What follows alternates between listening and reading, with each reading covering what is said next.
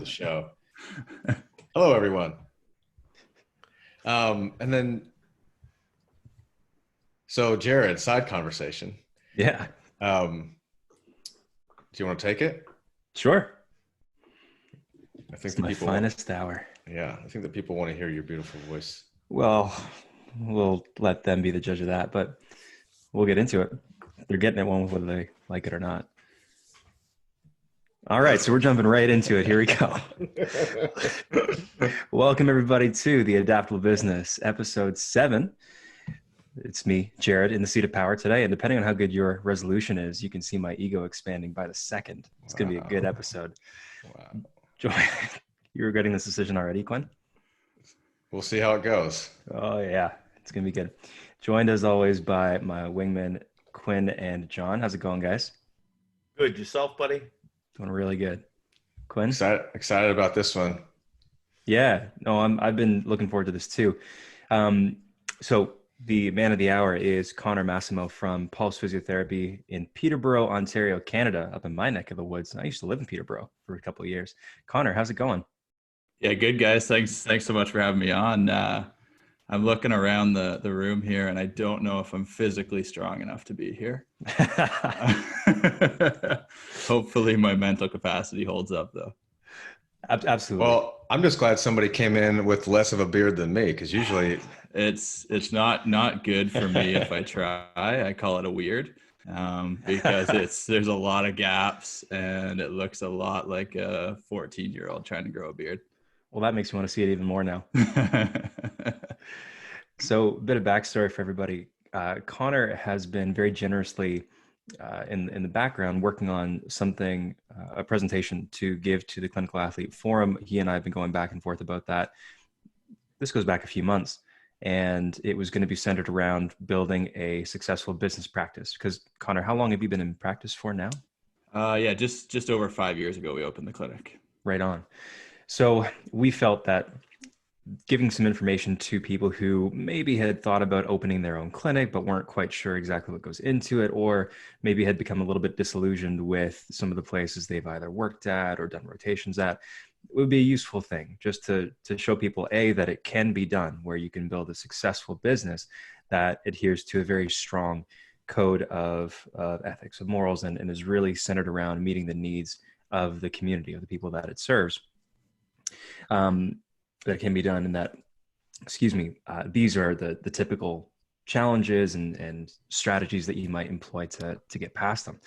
And then enter COVID. So Connor, I think, is a testament to how attuned he is to the needs of the people that he serves, hit me up and said, hey, this doesn't seem like it would be really as useful now as it would have been beforehand. What else can we do?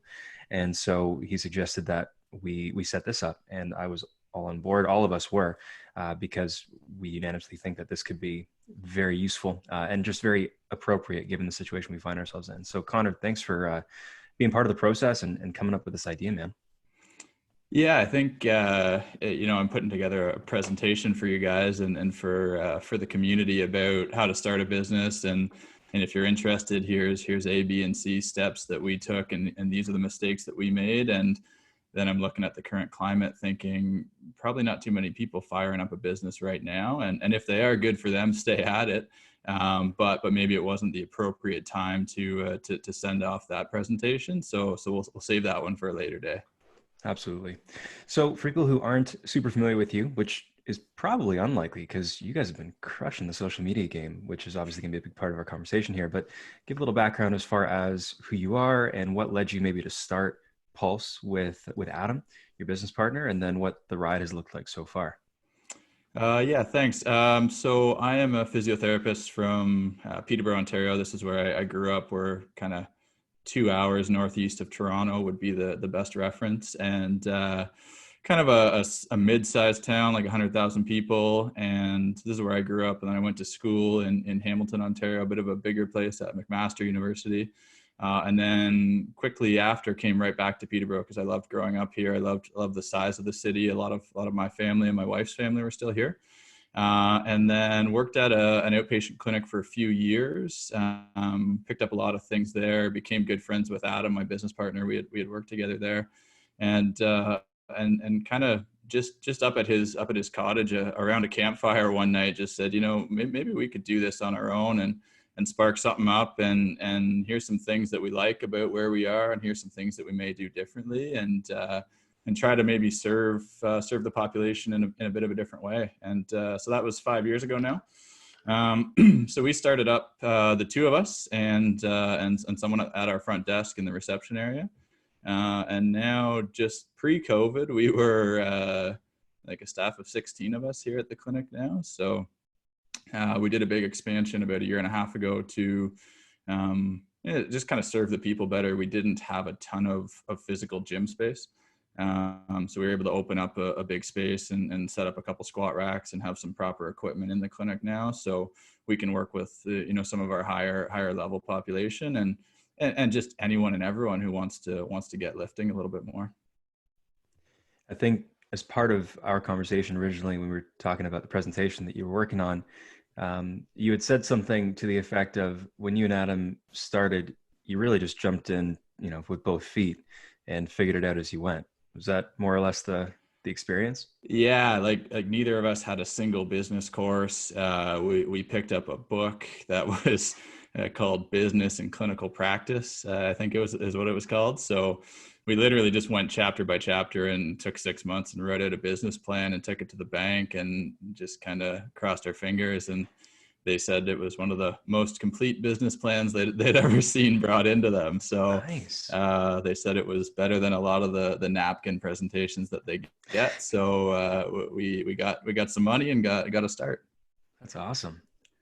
5 years down the road, has the plan changed as much and in the ways that you thought that it might, or did it go more or less how you thought it was going to go? I'm not sure that was a good question, but yeah, I know what you mean though. I don't, it's tough to predict when you've never been in business. You're literally just starting from nothing, and you've got ideas and grand plans, and then you have to really adapt quickly. And I think that's kind of a good overall metaphor for what we're chatting about today overall. But in general, we were hoping we'd have a caseload to fill up, Adam and I, and we'd be happy with that. And like 1.5 years in, we were hiring another physio and hiring massage therapists, and yeah, we've built to the point where we've got a reputable local practice and starting to build a bit more awareness in the online world as well. That opens up some opportunities, potentially more long term as well.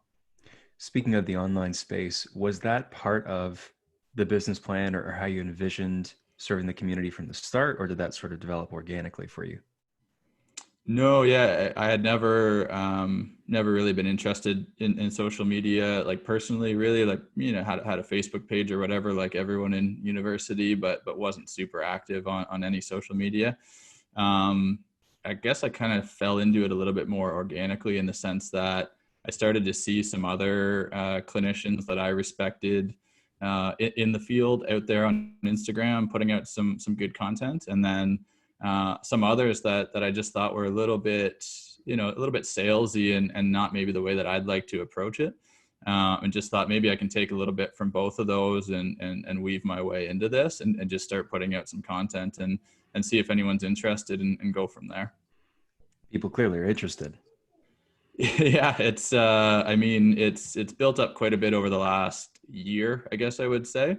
And that's kind of the funny thing about social media and Instagram specifically is, maybe you make 1 or 2 posts that resonate well with a lot of people and they can kind of travel, and you can kind of go on these runs where all of a sudden you've built up a little bit more of a viewership, and that's always interesting. But yeah, it's almost a little bit of a game with Instagram, where you want to be putting out content that you're proud of, and that you would want your clinician friends who you respect to be similar, on a similar page almost. but you have to make your stuff visually engaging if you want anyone to see it. So there's a little bit of a back and forth there as well.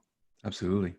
Before we keep going down this, Quinn just threw up a poll for everybody who's here. Quinn, you want to let us know what the results of that poll were and also what the questions were?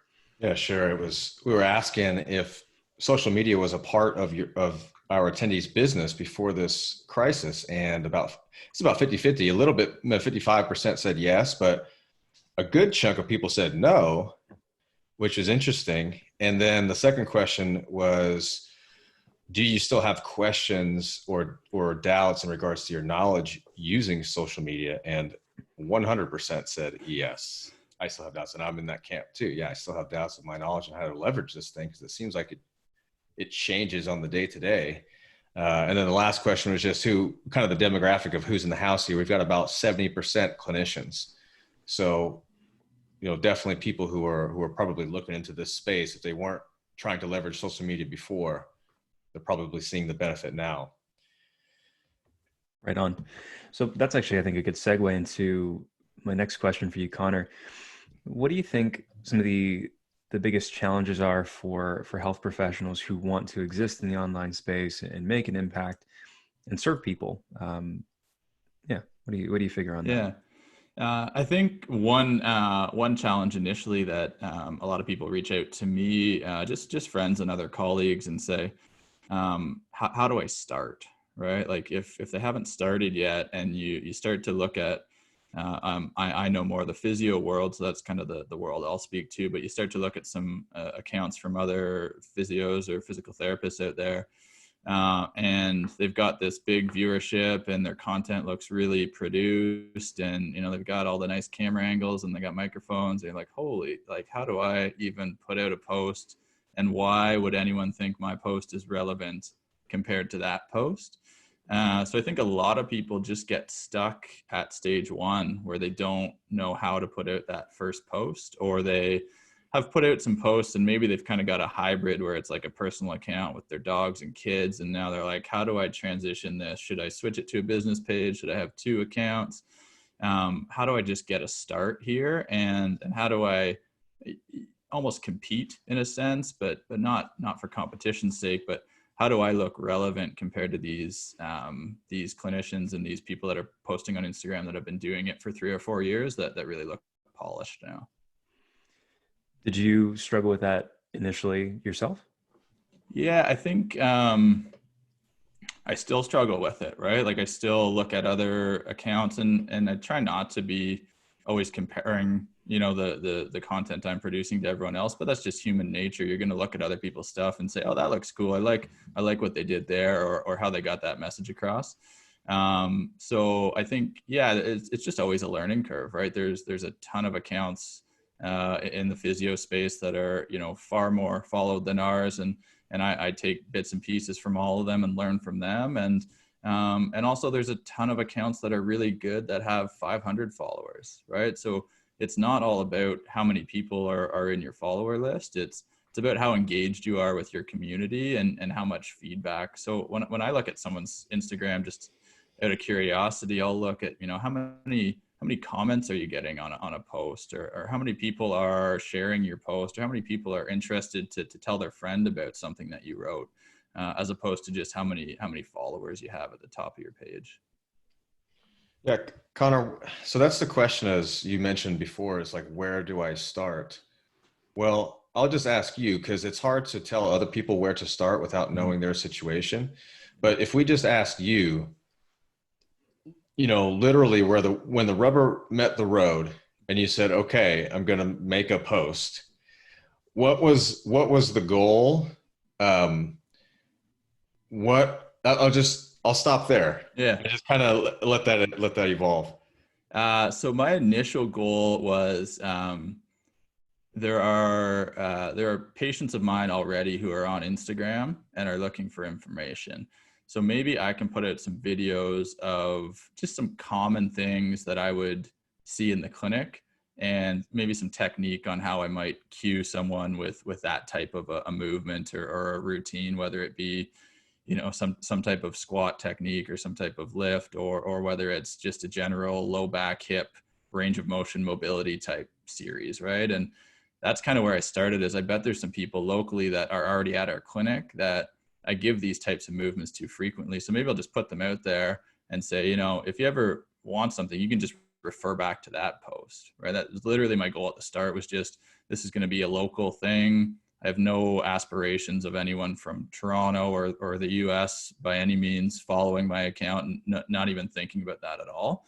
So that was my initial goal, is just to help the local community, I guess. It was my first and foremost goal. What did you find? Did you find that there was this inflection point where things started to hit, like you started to gain traction? And was it just the fact that you were consistent? And that's going to be another question that I ask later on, is like Sure. the age old question of, do I post every day? Do I not? Quality over quantity, that whole piece, but we'll kind of pocket that. Did you find this pattern that you started to gain traction with a certain way that you were trying to engage? Right. Yeah, it was, if I look at a timeline, I've been on Instagram for the business page, for the Pulse Physio page. I guess August would be the end of 3 years. So, I was owning a business for 2 years before I ever started an Instagram page for the business. Never even thought to do it before that. So by no means do you have to do this when you're starting your business. I just think there's a lot of eyes online, so it's probably not a bad idea to spend some time on. But yeah, I guess I looked back, because someone asked me that a while ago, like, when did your page really start to reach more people? And I look back, and around the start of 2019, so like just over a year ago, I think we had like 4,000 or 5,000 followers on Instagram. And then by the end of that year, it was at like 40,000. So I guess in 2019, that was kind of the year that everything just kind of expanded on my Instagram page, for probably a bunch of reasons. I think, like you mentioned, consistency was there. Probably I was just getting more information and more comfortable getting a feel for what types of posts resonated well with people. And then also just from a visual standpoint, trying to make them more visually engaging to get more eyes to look at them, I guess. What now, prefacing this question by stating that the answer, or your answer, won't necessarily be equally applicable to everybody else, because ideally we want to be speaking to our audience. I've got another question about that in a second. What sort of posts did you find were gaining traction and generating a lot of engagement? Especially anything kind of in the lifting world.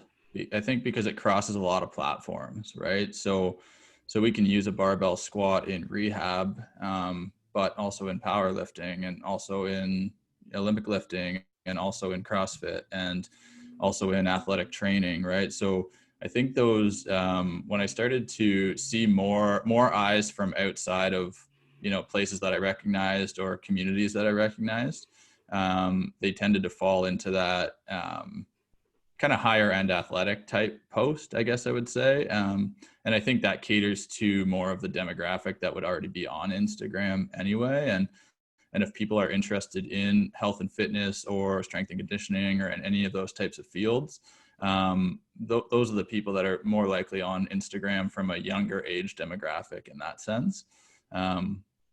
Obviously not to say that older folks are not interested in lifting, because obviously they are.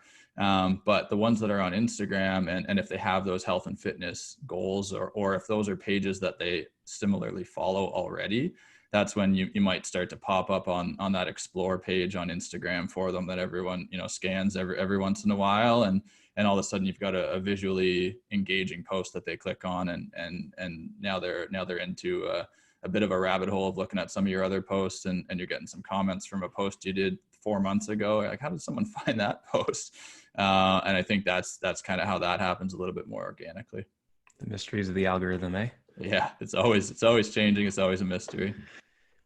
Going into audience. So like you said before, initially your intended audience when you started the account were people locally in Peterborough who were probably in your clinic or might be potential clients that you'd serve in the clinic, in the brick and mortar business.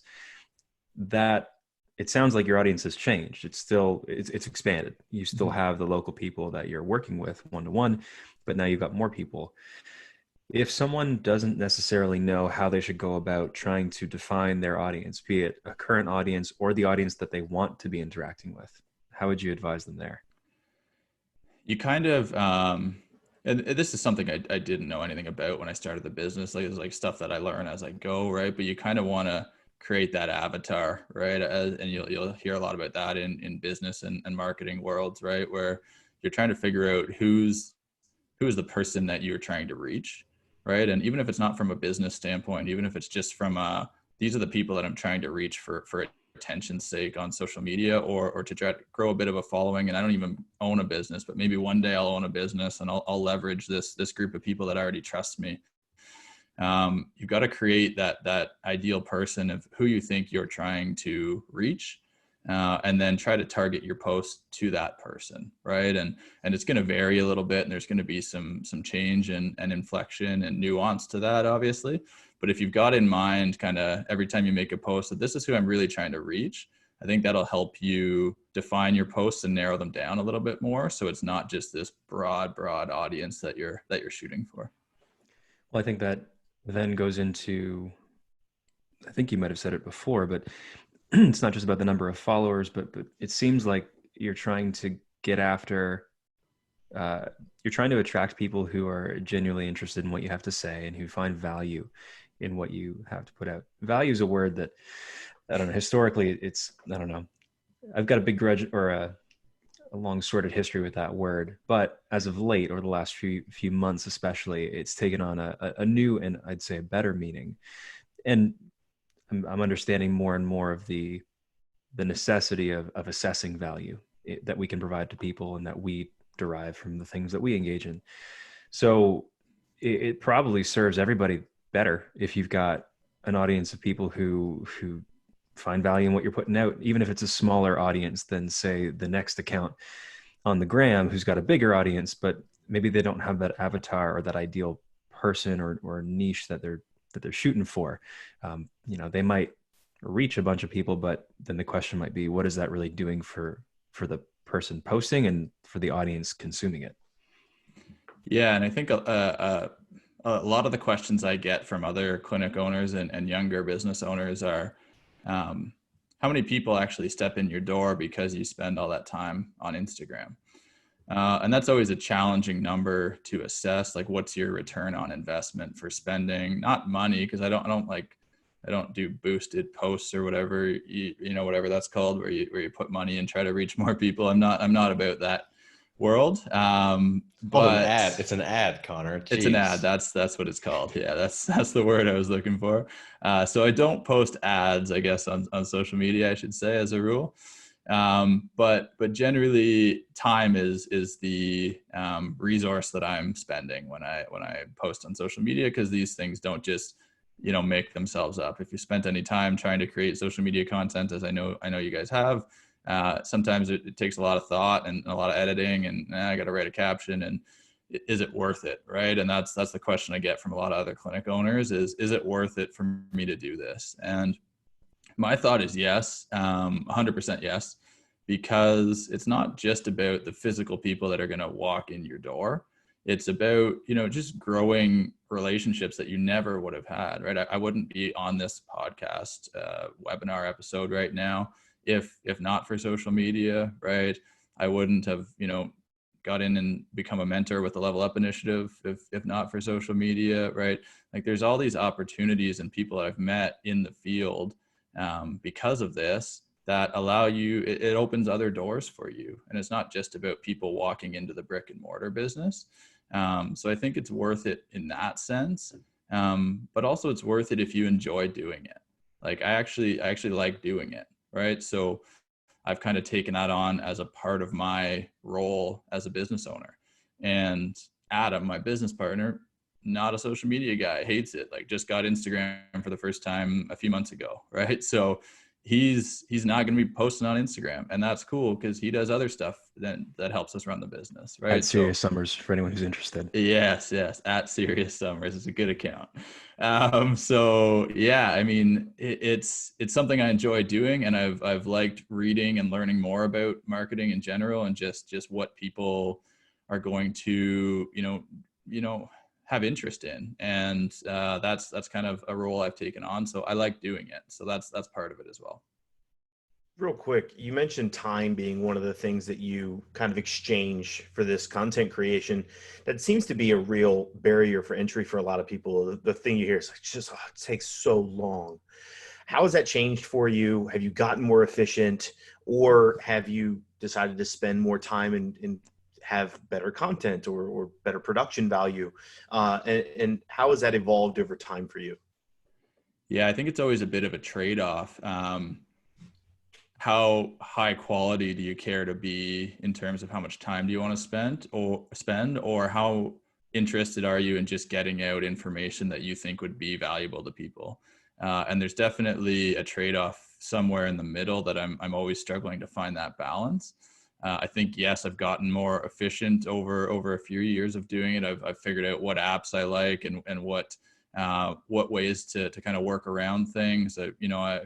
I often will create 2 or 3 posts in the same day and save them in my drafts on Instagram, so that, the next day I've got that post ready to fire off, and it takes me 5 minutes to type some hashtags into the first comment, and away it goes. Right. So some of those things have just kind of picked up over the years. But also I've definitely dedicated more of my time to it as well. So I have seen less patients in the clinic, not just for social media, but just to run more of the business side of things now that we've grown and we've got 8 physiotherapists here. So allowing them to build up their caseload as we spend more time running the business end of things. And one of my roles has been the social media. So I dedicate a bit more time, and I think I'm more efficient at that as well. We've got some. Oh, go ahead, Jared. You're going to go to the questions? Yeah. Give her. Okay. We've got some good ones, because you're dropping some really good foundational concepts here that I think are resonating with people. And Ashish asks, was there any thought initially of what branding image you wanted to portray visually? Because you talked about the importance of the visual aspect, or did that just evolve over time? And is it better to visually portray a calmer image for older folks or corporate CEOs? I guess that second question is based on your particular avatar, Ashish, but we'll just kind of tackle the general question of how did the visual aspects of your content evolve? Yeah, it's not something that I spent a ton of time on in terms of, like, you'll see some pages where every post looks like the other post, just based on like a title screen or a title page with it. And it's always on their branding colors with the same font. And I think there's some value to that for sure. It was just something that I wasn't necessarily interested in spending that extra time on initially. But I think there can be value in it. Our I guess more branding is that, we're pretty simple with just our colors. Like, you can see my logo behind me is black and red. Like those are our colors. So, and in our physical clinic space, there's a lot of black and red on the walls. So whenever I post exercise posts or things like that, or photos, a lot of it's going to show up that way. So if you're kind of scrolling through, you'll see a lot of that. So I think visually that just kind of stays a little bit more consistent. But to answer that question, I think there is value in doing that. It's just, again, how much time do you want to spend doing it versus I just need to start. So if I'm just starting out right now, I may think I'm going to spend the next couple of weeks and create 4 or 5 posts and then have them ready to go Monday, Tuesday, Wednesday, Thursday, Friday, versus I'm going to put out a post today and then I'm going to think of something different tomorrow. And it's just different strategies, and the way you want to go about it is going to be different based on your business and your time allotment that you want to give to this. But the other challenge is, when we talk about time, it's not just the time to create the content. It's also, it's called social media for a reason. It's supposed to be social. So it's you responding to messages and responding to comments and commenting on other stuff, and, sharing other people's posts that you think your community would find engaging. It's about collaborating with other accounts and trying to reach more people because they've got an audience and you've got an audience, right? So it's not just the content creation time, which is a big chunk of it, but there's other time that you're spending just being social on the social media platform as well. It kind of dovetails into Jennifer's question, and she asks about engaging with the comments of your posts? Do you make that a point? Do you chunk out time? Because let's say you make a post on a Monday and it's doing pretty well. Do you say, all right, I'm just going to kind of let this go and I'll come back to it Tuesday and start responding? Or is that something that's kind of systematized? It's not systematized for me in that sense, but I will kind of allot some time for that. I think in general, like, you know, we're not Joe Rogan by any means, right? Like he always talks about like, stay off your comments. It's the good ones are bad for you and the bad ones are bad for you. Right. So, so I don't think any of us are near that level. So I think it is helpful for us to be engaging with people who take the time to engage with us. Now saying that, some of it's just pure negativity and I'll just either not respond, or if it's in any way worse than that, just delete it and block the person. That's been a very, very rare occurrence, luckily. But yeah, I think it's worth spending some time. And if you look at some of the, again, in my world, the physio world, if you look at some of the physio accounts that I kind of look up to and respect, they take the time and they respond to almost every comment that gets put up on there, even if it's just a little thumbs up emoji. The person knows that you saw it at least, and I think there's some value in that long term to just building trust in you as a therapist or as a content creator on social media. Is the physio world different than the physical therapy world? Can you Canada people tell me about that? A lot of the I'm sorry, you don't have to answer that. I'm gonna say no, but maybe we don't have any like. Well, yeah, never mind. Physio is way cooler. Polar bear units. It's way cooler of a term, physio. It's definitely so. Cool. Yeah, it's definitely cooler. Is it cooler? I mean, I think it's cool, but I don't know. No, it definitely is. But, physical therapist, it's just like choppy and it's not good. We're not doctors though. You know. Do you think, Doctor. Sorry, I'm going to get back on track here for a second. Do you think that, like you mentioned Joe Rogan as being kind of the stay out of your comments type thing. Do you think part of that comes from the fact that we're trying to leverage social media as an educational source as opposed to an entertainment source, and that we almost have to be involved in the comments to stay true to kind of the ethics of why we're on here, as opposed to just it being a entertainment leverage? Yeah, I think you nailed it. I think that's absolutely the case, because some of the comments are going to be, you know, sincere questions about the post or about something related to it. And that would probably be a helpful time to respond to someone if you are trying to, you know, build trust in what you're putting out there. Right. And it's not just out there for entertainment's sake. It's out there to try to reach some people and maybe give them a different way of thinking about something that they wouldn't have thought of before. And now they're engaged to say, whoa, that's not what I thought about squats. Like I thought you weren't allowed to have your knees cross your toes. Like that's what I've always been told. I was like, okay, well, let's start a conversation about this then, and maybe see if we can break down some myths and barriers to entry for exercise for anyone. And the Ebola is going to get you. Ebola. I think we have another question here from David. So he wants to know, he's got a question about analyzing your content. So you mentioned that engagement is what you look at the most, comments, shares, things like that. How do you assess the content of a post that has high engagement and then use that to inform future content that you put out? Yeah, that's a good question. Yeah, so looking at that engagement, I think, is key. If you have a goal of growing yourself in the Instagram space, you have to know what people are resonating with and what's just flopping in a sense, right? And that doesn't mean that it's the worst thing in the world to put out some content and it's no one sees it. It just teaches you that maybe that's not what people want to see, right? And I just take it as simple as that. Okay, that type of post isn't maybe reaching the type of people that avatar that I thought I was trying to reach, right?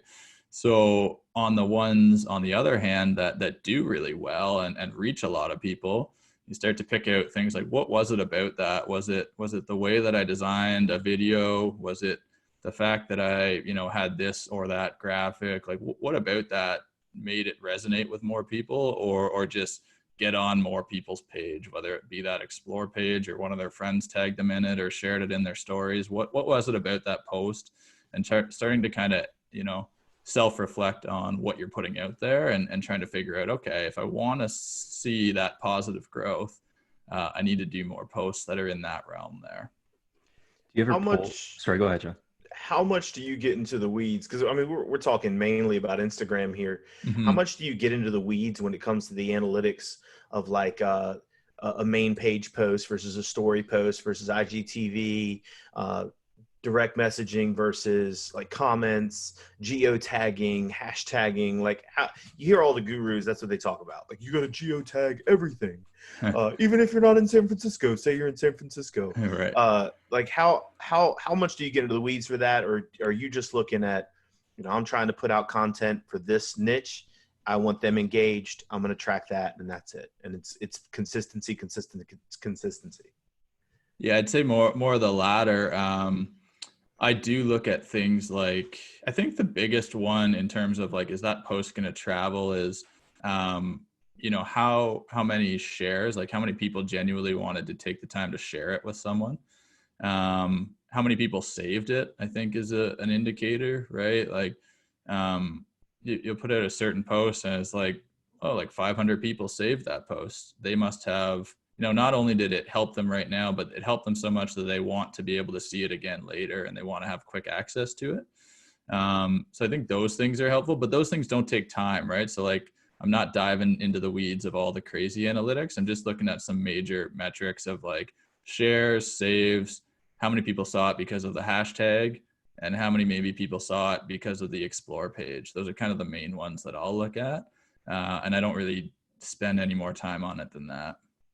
I'll attest that over the years with ClinicalAthlete, that some of our most engaging posts were some of the lowest quality visual value. But and that doesn't necessarily obviously go hand in hand, but some of the posts that we've spent the most time on with the visuals and the caption and getting everything just right just fell completely flat. And plus it was an Instagram post. So like how much information and education can you really convey with that, and on the flip side, we've had posts that literally have a stick figure and a bunch of white space with hundreds of comments because it was like, book recommendations, or it was something that created engagement, and they just let it run from there. So, to your point, and to I think the hesitation with a lot of people is they're comparing themselves to other accounts. Don't do that. Yeah. Just start, like Connor said, just start, and you'd be surprised with what hits and what doesn't. Yeah. And I think to the point you made there, Quinn, there sometimes you'll spend like an hour working on like editing a post and shooting the video and making it try to look good with graphics, and like nobody sees it. And then you're like out for a walk with your kids and they're like picking up stones, and you post that on your story and everyone loves it. It's like, oh, I don't know how this works anymore. I'm just winging it right now. So that's kind of those are my stories that I tell the people though that are afraid to start or have that hesitation, is like, it doesn't have to be this super produced high quality content, because a lot of people disengage with some of that like overproduced content. They feel like it's not genuine and it's not coming from a place of actually trying to provide value. It's coming from a place of just trying to be a business. So I think some of those more, that word organic, but some of those more, nuanced posts that just kind of come off the cuff can really reach a lot of people because they resonate, and they get a little bit more of you maybe in the post versus just the business. Some of the accounts that I follow through powerlifting, some of the best coaches and biggest followings, most of their content is like a one-off video that's 3 minutes long, shot in their garage, where it only took them one take because they like fumble over their words and they're just like, nope, put it out, and people eat it up. It doesn't have to be super produced, and you can wing it a little bit and still be successful if your niche is there. Well, your audience connects with you personally too. If they like you, they feel like they know you. And so it's endearing. It's just like having a conversation. You're not going to be perfect with your words if I'm just having a chat with you. If you're coaching me up, it brings in the human element of things as well. And actually with that, we got a ton of good questions. One from Megan. She says, thoughts on creating content when working from home relevant now for a lot of people. And when you don't have your normal clinic or gym set up, I feel like I should just do it anyway, but I don't know if I should invest in trying to make the home setup look any better. Connor, have you been doing anything with that? Yeah. So if anyone hops on our accounts at Pulse Physio PTBO, so if anyone hops on there and just has a look, you'll see that once, like, we closed our physical brick and mortar by my exercise day count like 51 days ago now. So I've put out a daily post just about a home workout option that someone could try if they don't have a ton of equipment.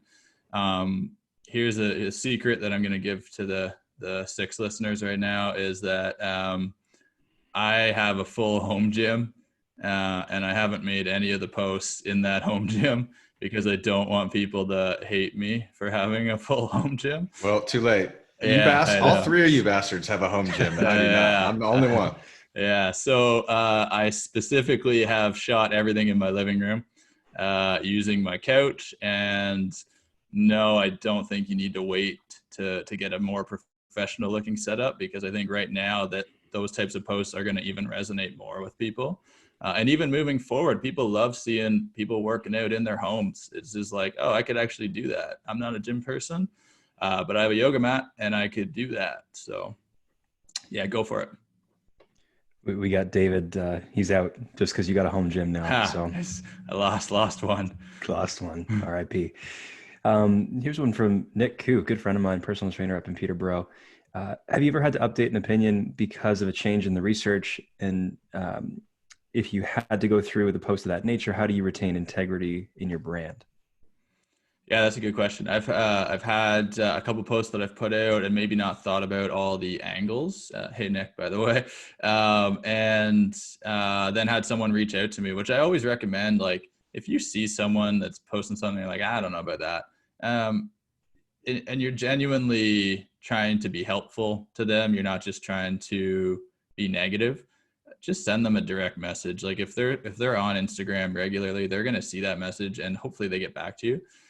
So I've had some people from like the strength and conditioning community locally be like, I don't love the message in that post. I'm like, oh yeah, I see what you're saying there. And then I'll either go back. A few times I've just totally removed the post. Or a few times I've made a point of, editing and amending the comments or the caption in the post, and then like making an Instagram story saying, thanks to so-and-so strength and conditioning for pointing out that point. This is the change that I made, because I think, the message that I was sending was maybe not what I was trying to do. But saying that, I bet if I know if I went back and looked at my posts like from 2017, there'd be a lot of junk on there that I wouldn't agree with now. But I don't spend the time to like go back and edit old posts like that and delete them or anything. If someone brings it to my attention, I'm happy to address it on a case by case basis. But I spend enough time on social media. I don't need to go back and edit old posts. Let's see, we've got more really good ones. Can we answer the one by Paul? Yeah. So Paul asks, how do you balance talking to other PTs versus your audience, or are PTs your audience? He says, I struggle with not using jargon and making it less science and more attainable for his audience. And me personally, I know this was a big barrier for me when I started to get more active on social media, because I was like, what if so-and-so sees this? And they're like, they jump in the comments and like, John, you big idiot. Even though I want to speak to powerlifters, I'm not speaking to PTs, but it was still a hesitation for me. Like, how do you go about doing that?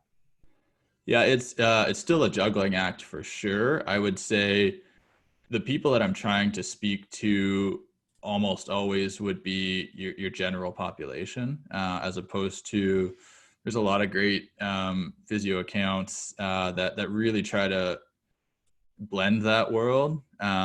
Like Nick Hanna Moves, he does a really good job like speaking to clinicians in a way that can also resonate with just everyday people, and he does a really good job with language that way.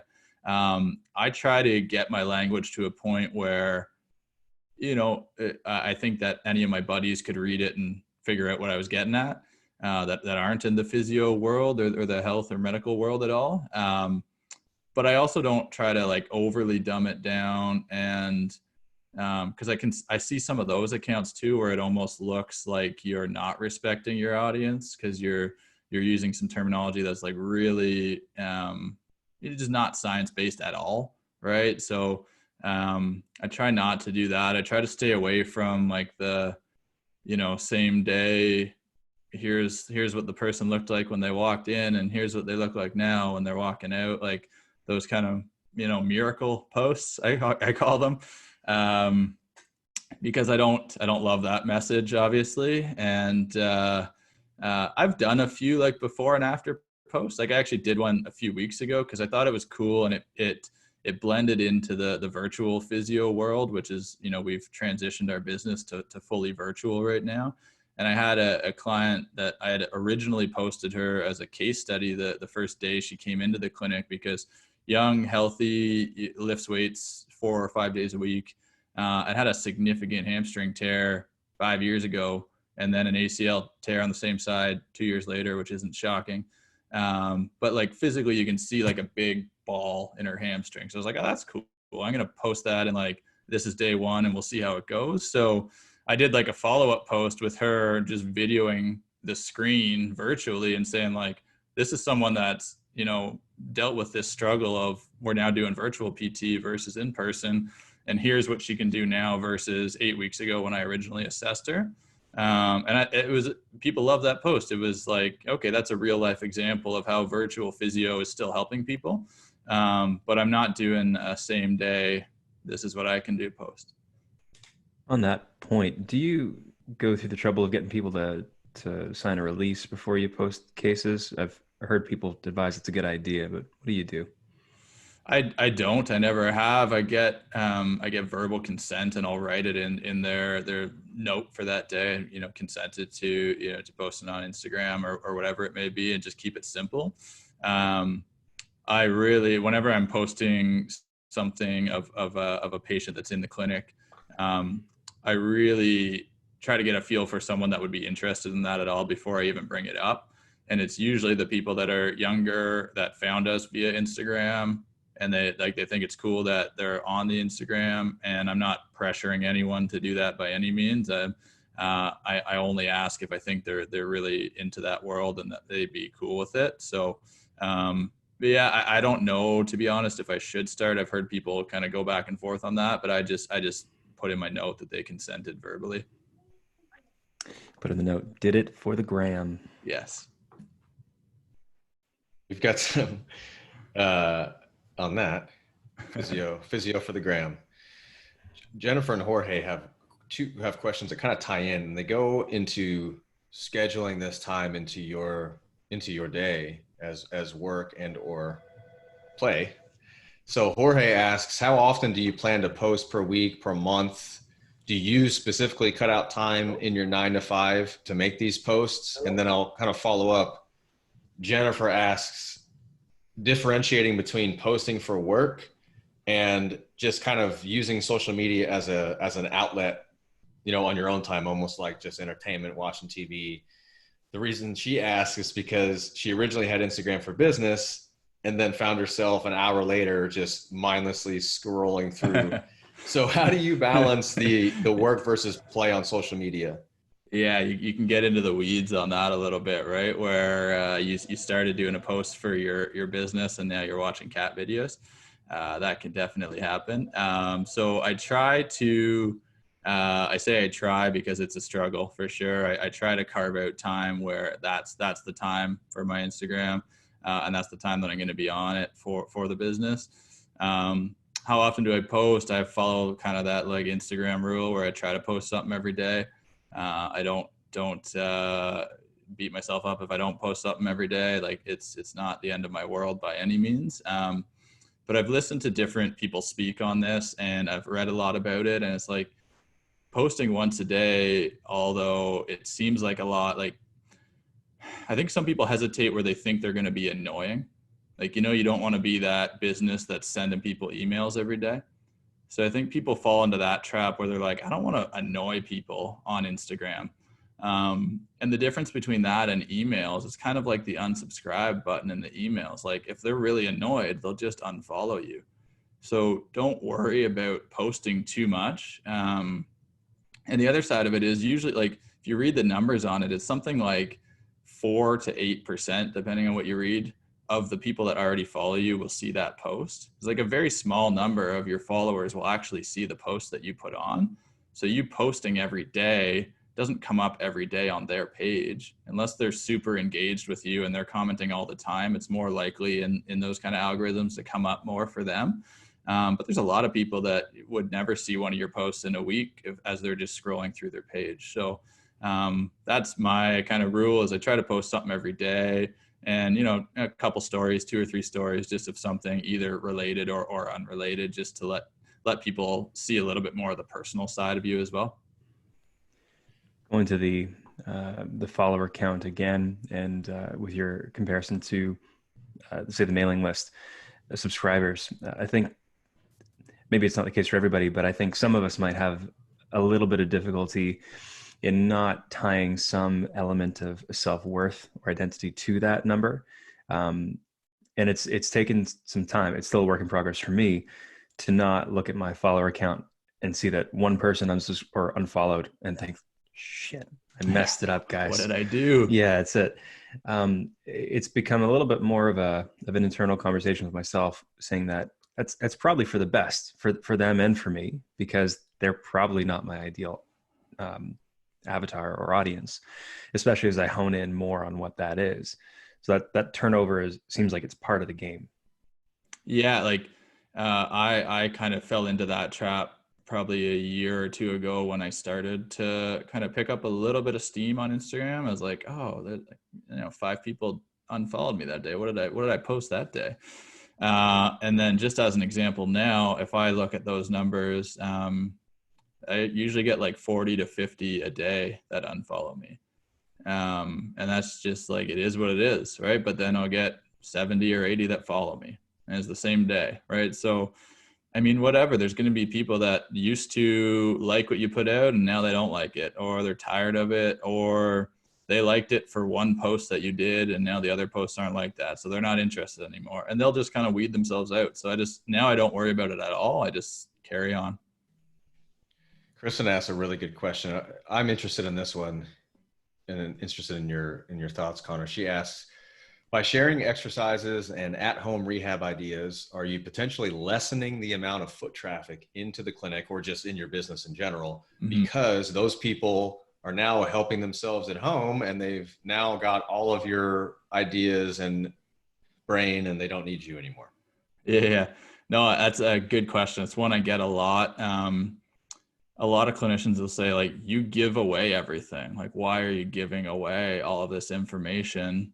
And, you know, why would people come to see you still? It's like, well, people come to see you because you gave away all the information, and they're going to run into an injury that an Instagram post isn't going to fix, right? Like, people are way too complex for a 60-second video to fix their problems, right? So by you giving away everything that you can think of that you think they might find helpful for free, and spending your time giving it away, you're going to resonate with them, and you're going to be top of mind when they do run into an issue.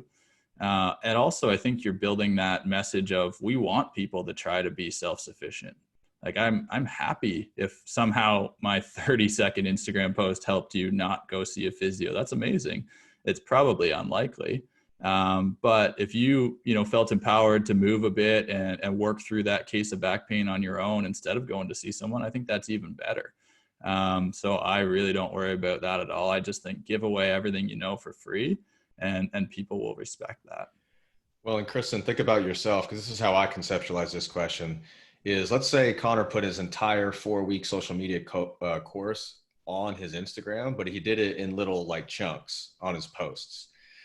How many of us are actually going to go through those posts, piece together the information into different modules? No, we're just going to buy the course because that's the experience. So I've battled with that same question in the past, but I also know the reality of it is just what, to me, completely agree with what Connor said. It's just the information they want now to know the nuance, and they want now to to get more information from you. You know, that's the hook. The posts and the information for free, that's the hook. And that's how you get them to, you know, vibe with you and get them to have a relationship with you and your brand. So I wouldn't worry about it. Yeah, that's the moral of the story. Keep putting yourself out there. It's Connie, you said the word relationship before, and by being very generous with what you offer people, you're building that relationship, aren't you? I think that's the moral of the story, right? Is you are trying to, if you go back to that term, you know, provide value, like you're trying to actually give people something that they can kind of hook onto and say, oh, that's really cool. I'd never thought about it that way. And then I look at, oh, I posted something a couple of days later. That was cool too. Like, oh, maybe this guy's got something to offer. Right. And in terms of, you know, how do we then grow beyond this when our brick and mortar start to reopen, right? Well, putting some of that time, maybe a little bit extra time that some of us have right now, into some of these posts, and, you know, maybe stockpiling a bunch, right? You make 5 or 8 posts and you've got some for the next couple of weeks. Then all of a sudden you start to build a little bit of a following, and now it's post-COVID world and people are back to their physio brick and mortar businesses, and you still have people reaching out to you via Instagram and saying, you know, I live a couple hours away, but is it possible to do a virtual consult? Yeah, absolutely. Right. And because you spent the time and built that relationship, and this kind of force fed us into getting more comfortable in that virtual space. Like I'm just like, I feel like I'm in the same room as you guys right now because I've been doing this every day for 6 weeks. But you know, it's forced us to get comfortable with it. And I think it'll help us in the long term as well. Okay. We've got lots of good ones, but we'll just do like rapid fire. I'm just going to call it Sure. rapid fire. I have no idea what that means. I'm just going to read the questions off new like, segment like I always do. Yeah. Okay. Nicholas asks probably a good one that probably resonates with all of us. How do you brainstorm new content? Have you ever come up against a writer's block in regards to content generation? Yes, 100%. I don't know if I could call it, I guess I call it a writer's block. I just get annoyed, right? I was speaking of Joe Rogan again yesterday. He had an author on the other day, said there's no such thing as writer's block. Like if you're a writer, you write, that's what you do. But I don't consider myself an Instagrammer. Like I'm a physiotherapist. So yeah, there's some days where it's just like, I'm not feeling it. I don't really care to spend any time on Instagram today. On those days, I usually just go find an old post that I've done. And I'm super guilty of this. I do it regularly, and like just change the messaging, right? So I use the same video that I posted 4 months ago, and just come up with a new way to spin that or give some more information about it. And that's kind of how I get around that. For anyone who just opened their clinic or their business, how do you encourage your clients to follow you on social media? Do you explicitly ask them to, or is it more kind of a soft, implicit sell over time? Yeah, I typically don't.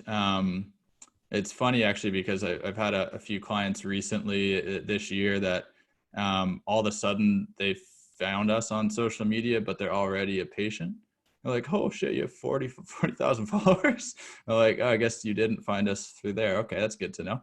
And it's kind of someone that you thought maybe found you through there. So no, I've never like said, go follow us on social media. I think if they're looking in the right places, they'll find you. And I may make reference to the fact that, you know, I've done a post about that, and then they kind of look into it. So that would be as far as I'd go that way. Let's see. I'm trying to, now we've been talking Instagram, but I think the principles, it sounds like to me, the principles would apply no matter what platform you're using. But Greg does ask explicitly, are you using Facebook, Twitter, other avenues, or is Instagram mostly what you use? Yeah. All of my attention was on Facebook maybe 3 years ago, and literally our business account got hacked. So I lost access to it for 6 weeks. And I was like, okay, I guess I'll go try Instagram, see what it's all about. And kind of around the same time, Facebook was becoming much more challenging, I found, to navigate for the types of posts that I was liking putting out there. So maybe like once a week or twice a week, I'll post the same thing that I posted on Instagram onto Facebook, and similar to Twitter as well. But my main avenue is Instagram for sure. Um, okay. Some of these questions are really, really good, but hard to answer. They're like business coach questions. Right. That I am Um, not. Me either. Let's see. Patrick asks, have you found that the style of the post has attracted more interactions? Is there a pattern between still photos versus videos versus infographics, that type of thing? Yeah, for me, because I am far from a professional photographer, um, video posts tend to do much better in terms of if I want to say, reach more people or get more saves and shares and things like that. Uh, Working on getting this Instagram course ready, trying to help other health professionals. I've just been doing some reading on it and learning more about some of the stats. But from some of the stuff you'll read, it's like 50 or 60% more organic travel on a video post than a photograph post. But saying that, if you're a high-end photographer, there's a lot of great accounts where they only post still frame photos and do really well. So I think there's multiple ways to do it, but for us specifically, video tend to resonate more with people. Okay. Yeah, videos are cool. Um, I'm trying to filter these last questions because I think some of them. Mary asks, you can give your thoughts on this, but I'm going to probably deflect it to our past episodes. Mary asks, with the virtual world growing, how do you handle working with somebody outside of your licensed state? And I'll just say, Mary, we probably the first 5, maybe even the 6th one, Adaptable Business webinars, we also covered that question. So I'd watch those. They're for free on clinicalathlete.com. But Connor, any thoughts on that? Branching out? We're not going beyond our province, which would be Ontario right now. I know that there are a lot of clinicians who do so in the Instagram world, and I think from what I've gathered, they get around it with kind of billing it as training as opposed to actual physical therapy.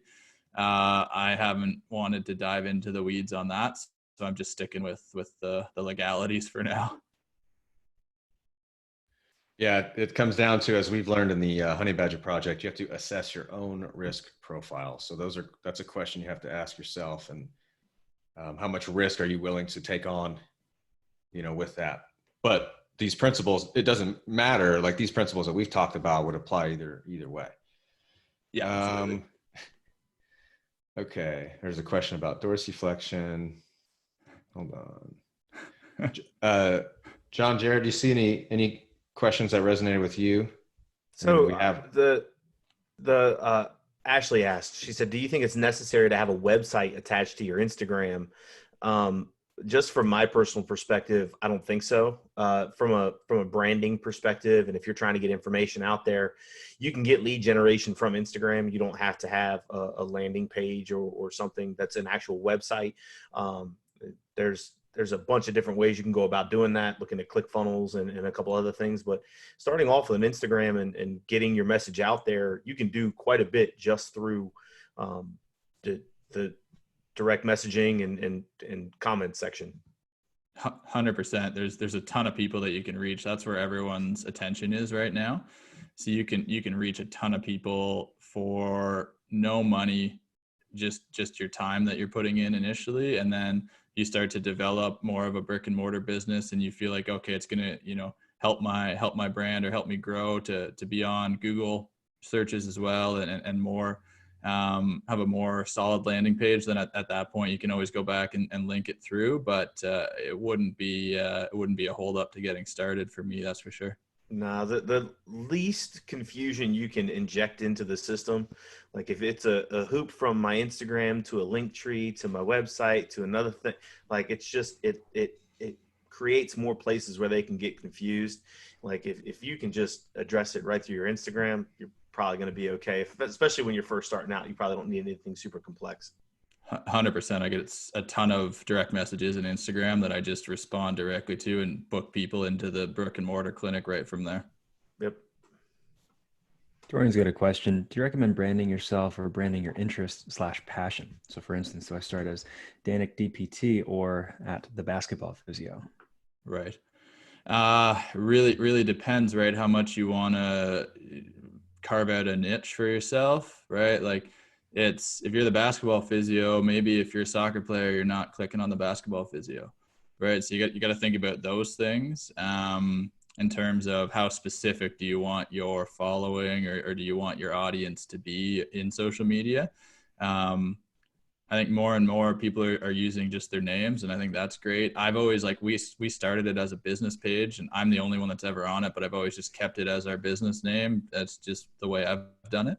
So I think there's lots of ways to go about it for sure, but I'd be a little bit wary of getting super specific with your target audience, unless that's your plan to be that specific. We got another one from Nick Koo. Probably the most important question we'll answer today.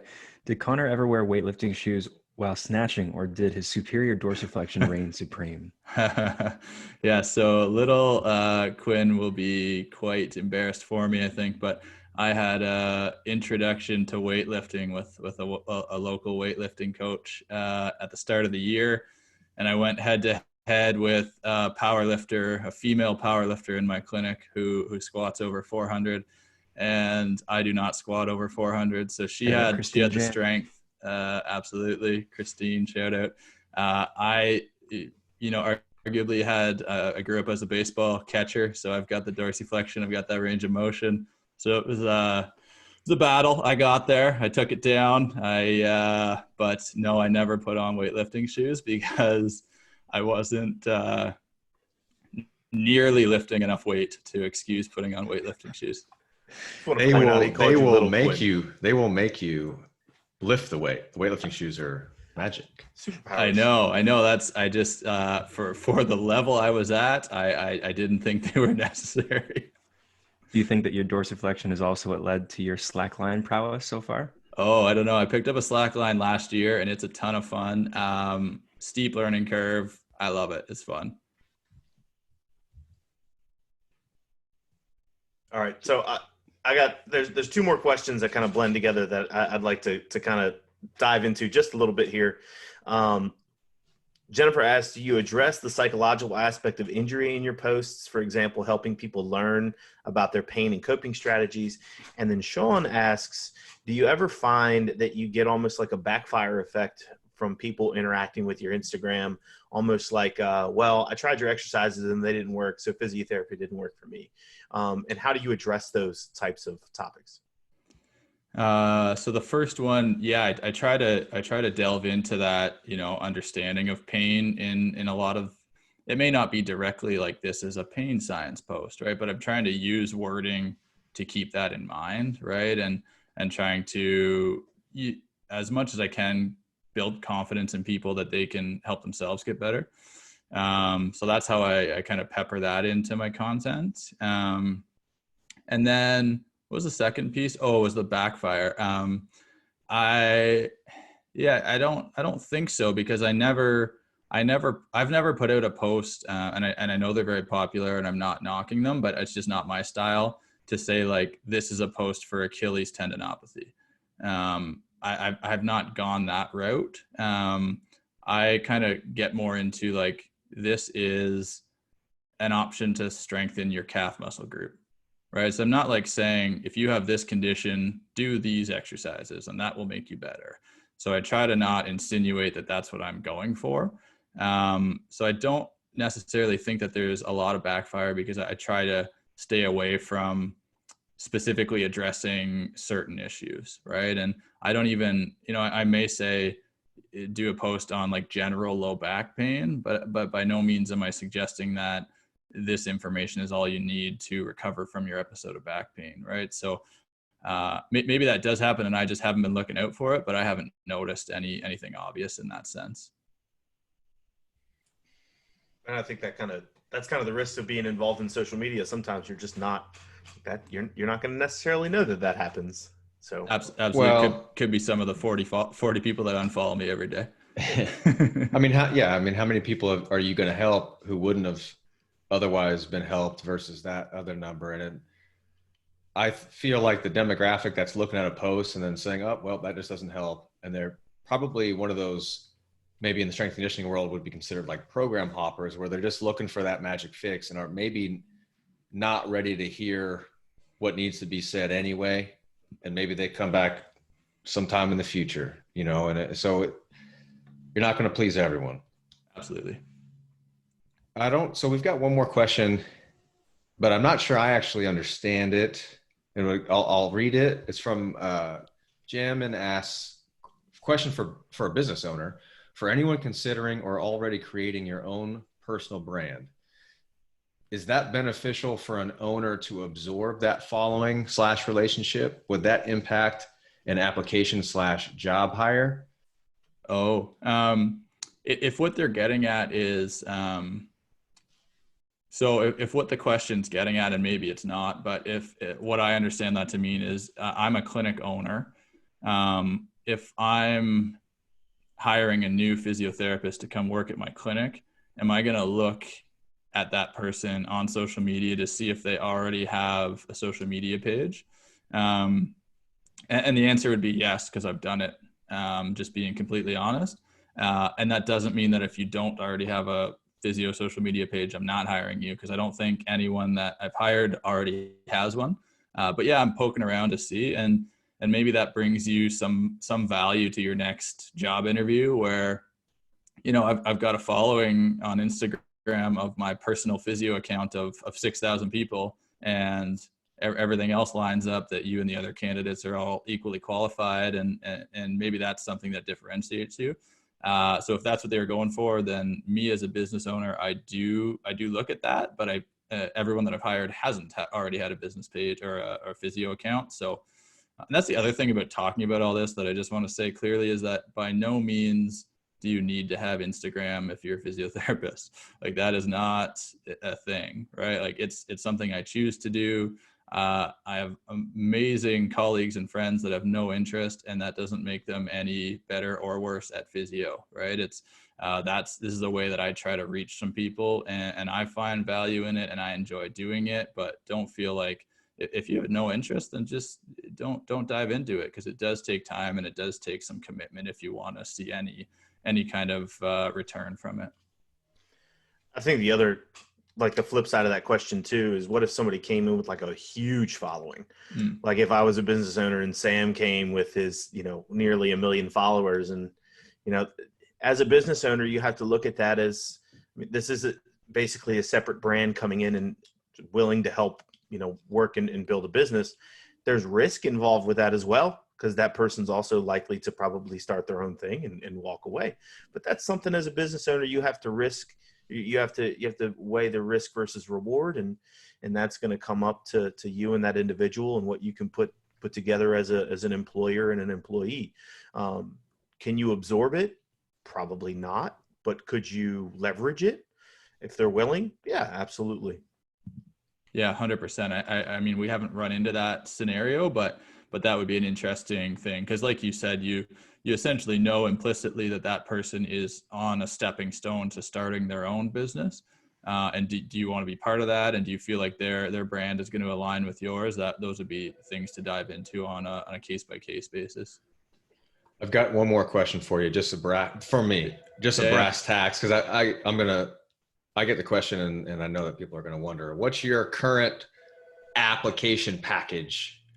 Like, what are you using to cut the videos, all that stuff currently? Because I know it changes. So I'm an iPhone guy. And it's, you know, you hear that, John? Yeah, John Jerry. Wipe that iPhone. smug look off your face. iPhone. I also prefer weightlifting to powerlifting. Son Come of on now. Come on now. Can we just finish the call now? No beards. Like, we're on the Hit same the team here, eject Connor. button. Hit the eject button. Shut it down. So I use an app called Splice, which is only on iOS, only for iPhones. That's what I do almost all my video editing on. It's got a whole bunch of capabilities that I've just become comfortable with, but by no means is it the only one. And then for any of my like photo ones, I'll use Canva, and that's kind of, those are the ones that I stick to. There's a lot more out there, and you can dive into it. My kind of rule is, I don't want to have to put it on my computer and then back onto my phone. So like, I'm just not into it. I just like doing everything from my phone. So if there's apps that can help me get there, that's what I use.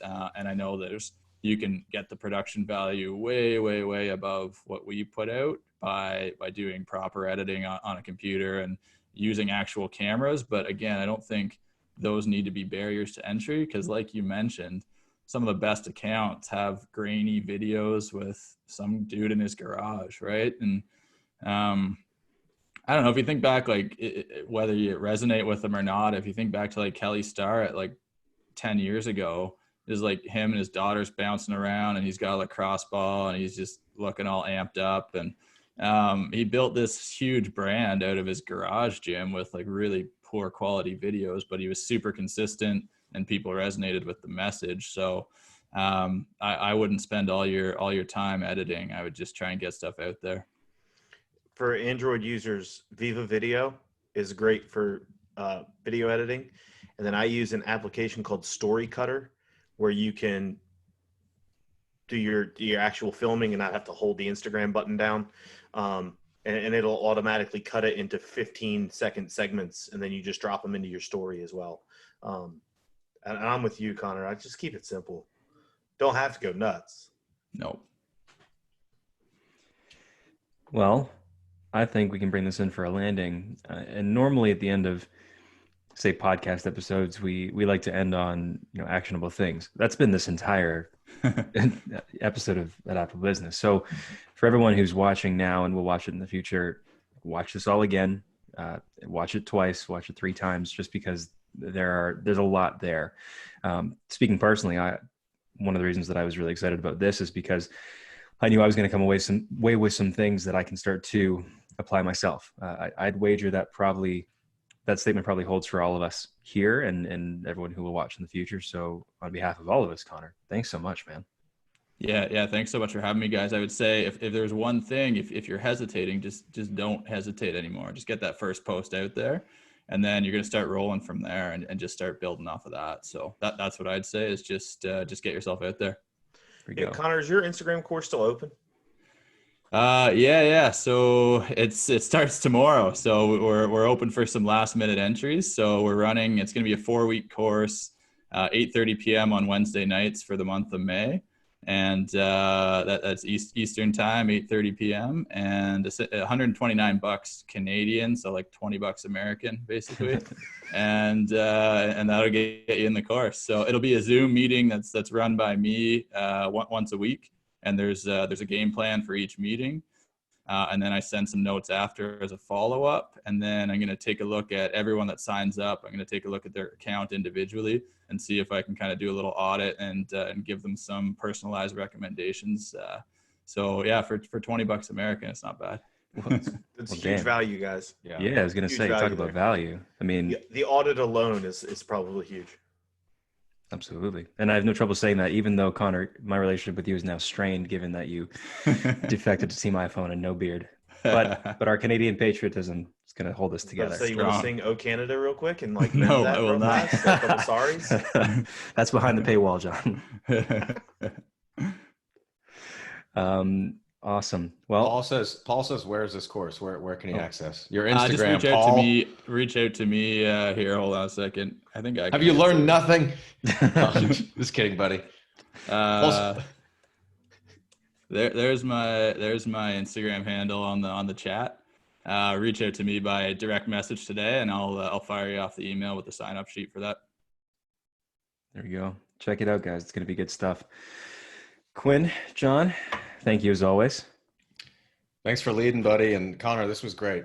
Yeah, man. Thanks so much for having me, guys. This is a lot of fun chatting about, and I've loved the stuff that you guys are putting out for the last few years, and just so much quality content. Every new grad and student and physio that I can get to join the community, I preach about ClinicalAthlete because I think it's so valuable. So it's been cool chatting with the 3 of you. Thanks very much for that, man. We really appreciate that. And everybody who's watching, thank you. All right. We'll catch you guys in the next one.